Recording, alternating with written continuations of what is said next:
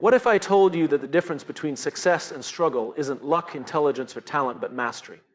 Not mastery of others, not mastery of circumstances, but mastery of yourself, your words, your mind, your emotions, and your money. Because those who lead the best lives don't leave these things to chance. They take control. Think about the most inspiring person you know. What makes them different? It's their words. Words have the power to build or destroy, to inspire or discourage, to create trust or to break it. Great leaders, great thinkers, and great visionaries, what do they all have in common? They choose their words carefully because they know words create reality. If you want to change your life, start by changing the way you speak to yourself and to others. Your thoughts create your actions, and your actions create your outcomes. It's that simple. If you believe you are limited, you will act small. If you believe in your potential, you will take bold steps. The most successful people train their minds the same way athletes train their bodies. They practice discipline, focus, and resilience every single day, because success doesn't start with action. It starts with thought. We've all been there, frustrated, overwhelmed, maybe even angry. But emotions left unchecked can cloud judgment and sabotage success. The strongest people aren't the ones who suppress emotions, but the ones who understand them, channel them, and use them as fuel. When we master our emotions, we don't react, we respond. And that makes all the difference.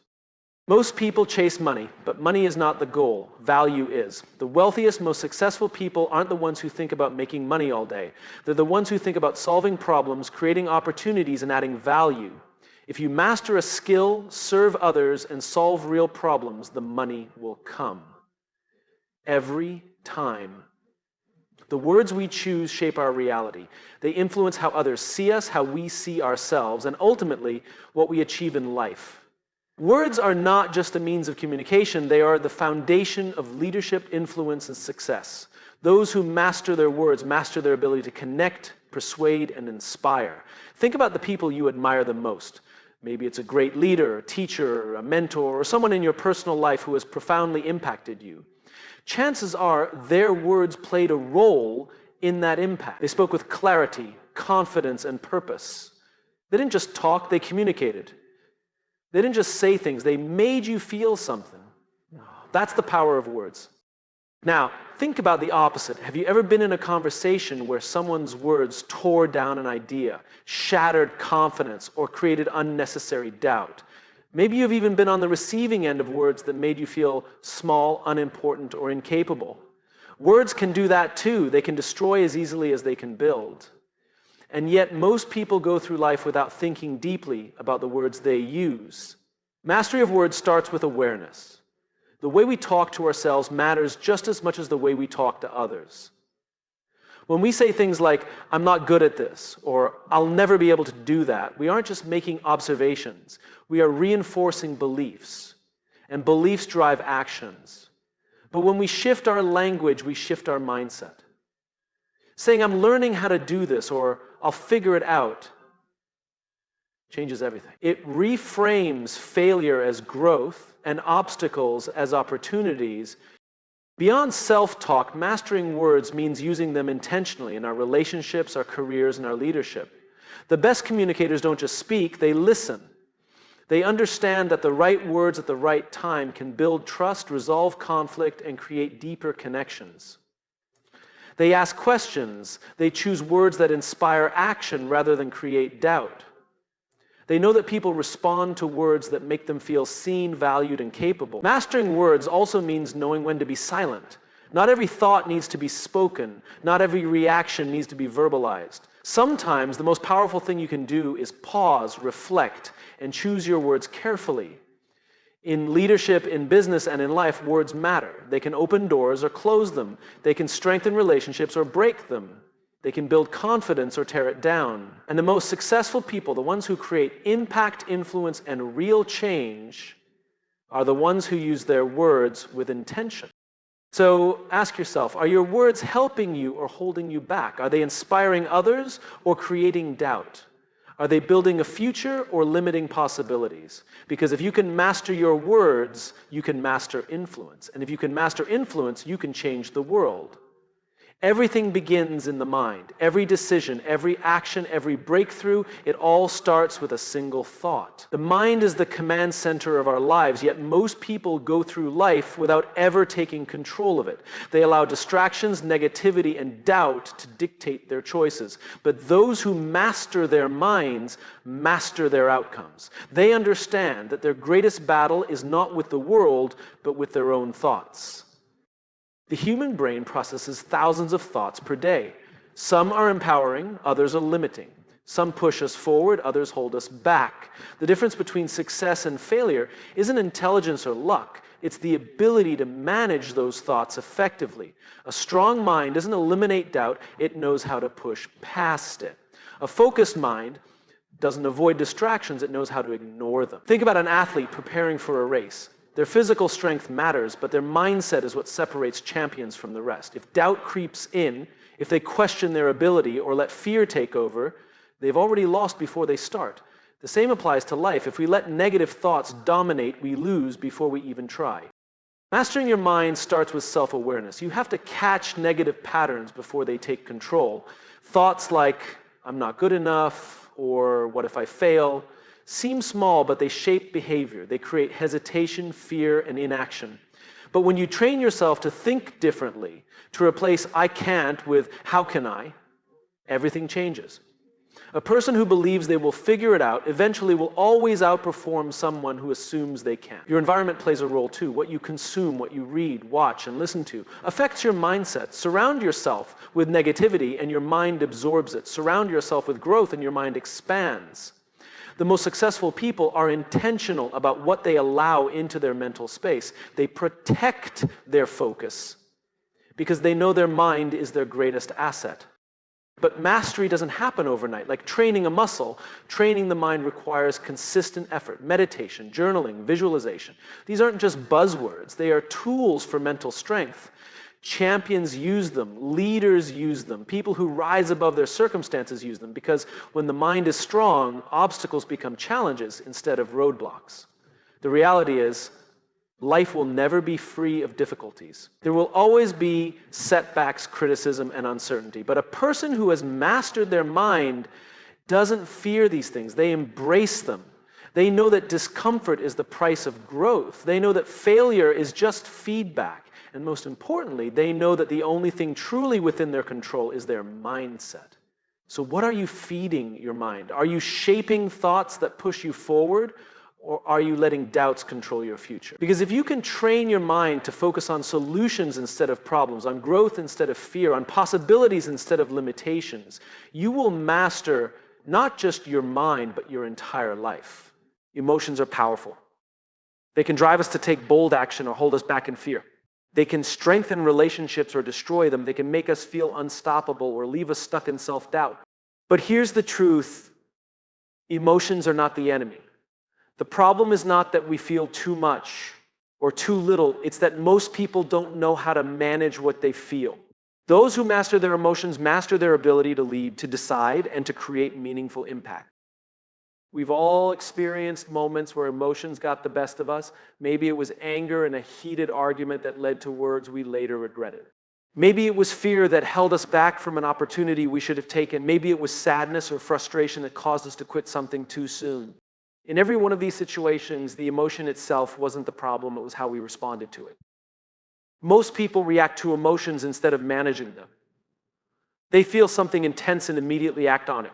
But reacting without control is like driving a car without brakes. It's dangerous, and it leads to unintended consequences. Mastery of emotions doesn't mean ignoring them. It means understanding them, processing them, and responding in a way that aligns with our values and goals. One of the biggest misconceptions about emotional control is the idea that strong people don't feel emotions deeply. That's false.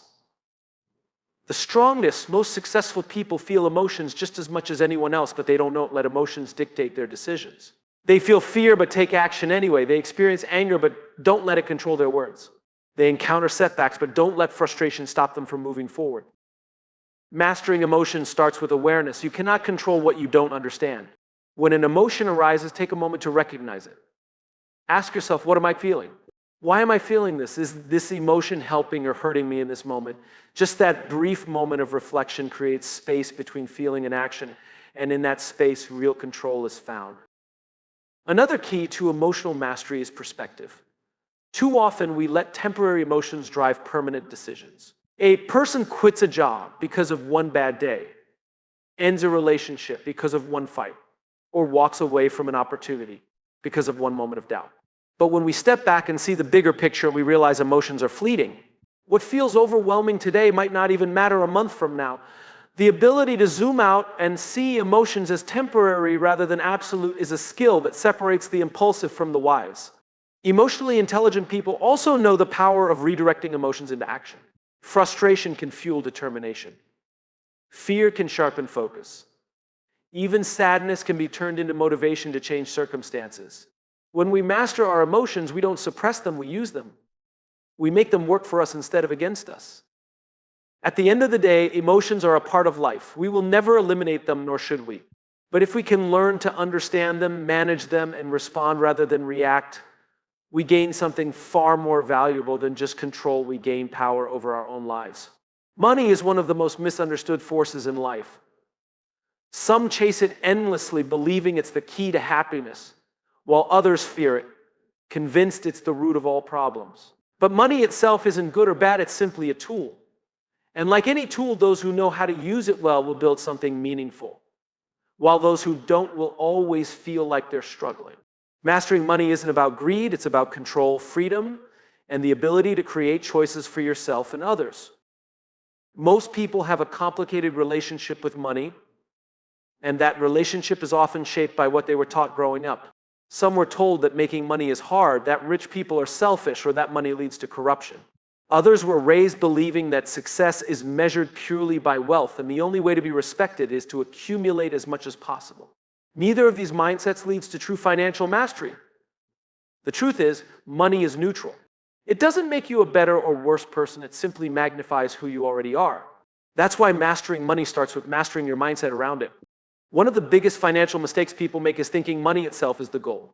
They chase a higher salary, a bigger house, or more expensive things, believing that once they reach a certain number, they'll finally feel secure. But security doesn't come from having more money. It comes from knowing how to manage the money you have. There are people making millions who are drowning in debt, and there are people earning modest incomes who are financially free.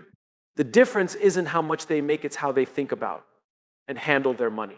Mastering money starts with understanding that it should work for you, not control you. The financially successful don't just earn money, they make money work through smart decisions, discipline, and long-term thinking. They prioritize investing over spending, growth over instant gratification. They don't let emotions drive their financial choices because every time money is spent emotionally rather than strategically, it leads to regret. Another key to financial mastery is understanding the power of value. Money is always a result of the value you create. The people who earn the most are often the ones who solve the biggest problems, bring the most innovation, or provide the greatest service. Instead of chasing money, focus on developing a skill, solving a problem, or creating something that benefits others. Money follows value always. Most importantly, financial mastery isn't about hoarding wealth, it's about using it wisely. Money gives you options. It gives you the ability to help others, to invest in yourself, to build something meaningful. It gives you freedom to make choices not based on desperation, but on purpose. That's why mastering money isn't just about being rich, it's about being in control of your own future. And when you have control over your money, you have control over your life. Everything in life is connected. The way you speak influences how you think. The way you think shapes how you feel. And the way you feel drives the actions you take, including the way you handle money. Mastering one area is powerful, but true success comes from mastering them all together. When you align your words, mind, emotions, and financial decisions, you don't just improve one aspect of your life, you transform it entirely. Think about a person who constantly speaks negatively about themselves, their circumstances, or their future. Over time, those words become beliefs. They start to internalize the idea that success isn't for them, that challenges are too big to overcome, that they'll never have enough. That belief shapes their mindset, leading them to avoid risks, settle for less, and hold back from opportunities. Their emotions follow, reinforcing feelings of doubt, frustration, and even fear. And when it comes to money, they likely make decisions based on scarcity rather than abundance, spending impulsively or avoiding financial growth altogether. It's a cycle, one that many people stay trapped in for life. But the opposite is also true. A person who masters their words speaks with intention, choosing language that builds confidence and clarity. Those words shape a mindset of possibility, resilience, and growth. That mindset allows them to navigate emotions with control, channeling fear into focus and setbacks into learning experiences. And with that emotional intelligence, they make smart financial choices not driven by impulse, but by strategy and long-term vision. Instead of living paycheck to paycheck, they create financial stability and freedom. Instead of doubting themselves, they bet on themselves. Success is never just about one thing. A person with financial wealth but no control over their emotions can lose everything through impulsive decisions. A person with a sharp mind but careless words may struggle to build meaningful relationships. A person with strong emotions but a weak mindset might feel deeply but never take action. Balance is the key. Mastery happens when all these elements work together. The great thing is, mastery is not something people are born with, it's something they build.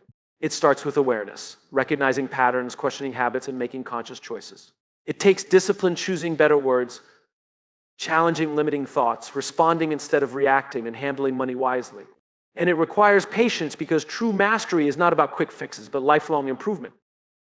The best part, once you start aligning these areas, momentum builds. When you change your words, your thoughts follow. When your thoughts shift, your emotions become easier to manage. When your emotions are in check, your financial decisions become more strategic. And as your financial situation strengthens, your confidence grows, reinforcing everything else. It becomes a cycle, not one of struggle, but of success. So ask yourself, which area do you need to master first? Because when you commit to mastering one, the others will follow. And when you master them all, there is nothing in life you cannot achieve.